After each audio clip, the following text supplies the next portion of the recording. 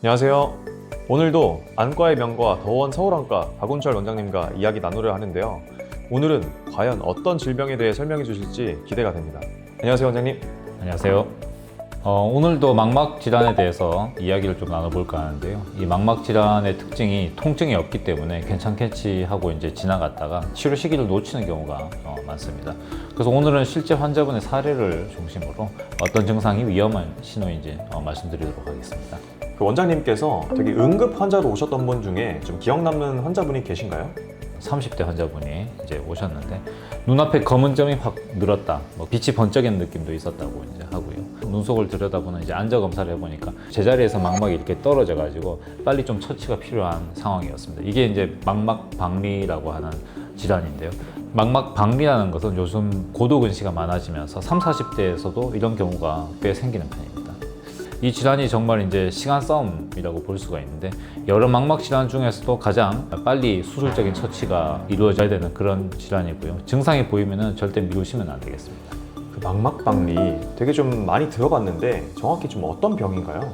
이 망막은 눈 안쪽에 있는 조직인데요. 카메라 필름에 해당하는 굉장히 중요하고 미세한 구조가 되겠습니다.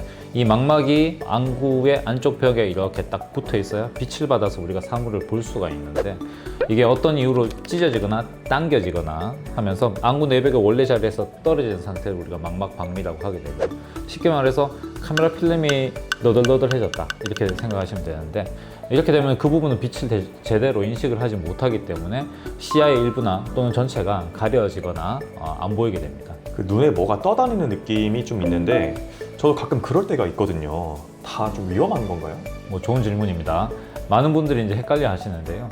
비문증, 뭐가 이제 떠다닌다는 거죠. 검은 점이나 실 같은 게 떠다니는 증상은 나이가 들면서 우리가 정상적인 노화 과정으로 자연스럽게 생기는 것입니다. 유리체라고 해서 눈을 꽉 채우고 있는 이제 투명한 젤리 같은 조직이 있는데 그 조직이 노화에서 변화가 생기는 과정이라고 보셔야 되고 원래 조금씩은 이제 있는 거는 큰 문제가 되지는 않습니다. 하지만 중요한 거는 이제 변화가 어떻게 나타나냐 하는 건데 갑자기 개수가 확 늘어서 한 개 보이던 게 10개가 보인다거나 굵은 점이나 먹물이 번진 것처럼 보이거나 거기에 더해서 이제 빛이 번쩍이는 증상이 생긴다면은 그럴 때는 반드시 검사가 필요하겠습니다. 그러면 이거는 진짜 위험하다. 뭐 그런 신호가 좀 있을까요, 혹시? 딱 세 가지 정도 기억을 하시면 되는데요.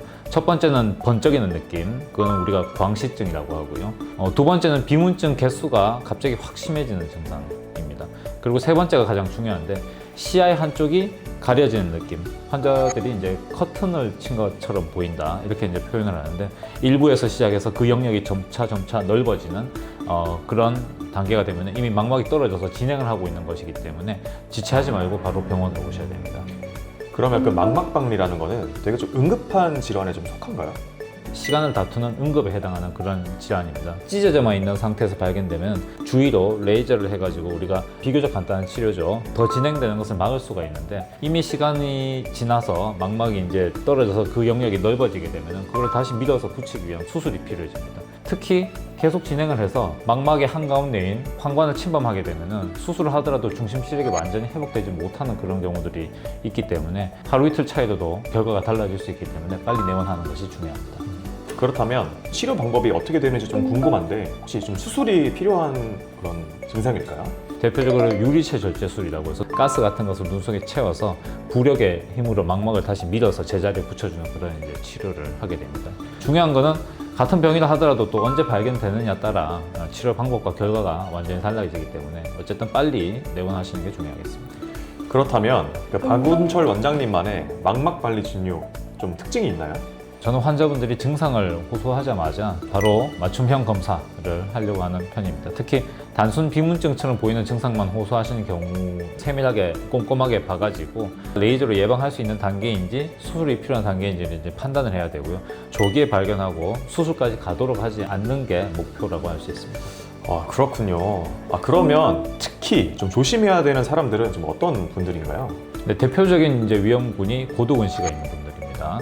눈 자체가 동그랗지가 않고 약간 앞뒤로 길어지면서 망막이 늘어나서 얇아져 있기 때문에 쉽게 찢어질 수 있는 그런 이제 환경을 가지고 있고요. 또 이전에 눈이나 눈 주변을 이제 세게 부딪힌 적이 있다거나 또 가족 중에 망막 박리가 있었던 분, 특히 이제 유전적으로 약간 유리체라는 게 약간 다른 분들이 있을 수가 있기 때문에 그런 분들은 위험성이 높아서 주의할 필요가 있고, 꼭 기억하셔야 될 거는 이제 나는 위험군이 아니다 이런 것보다는 증상이 있느냐 없느냐 그런 것들이 더 중요하고, 갑자기 비문증이 늘거나 눈앞에 번쩍이는 이제 광시증 나타나거나 시야가 가려지는 느낌 들면은 지체하지 말고 안과를 방문해서 망막 전문의를 만날 필요가 있습니다. 오늘 원장님의 말씀을 계속 들어보니 이러한 증상이 나타나기 전에 정기적인 안과 검진을 받아야 될 것 같고, 혹여나 그런 증상이 있을 시 빠른 안과 방문 잊지 말아야겠습니다.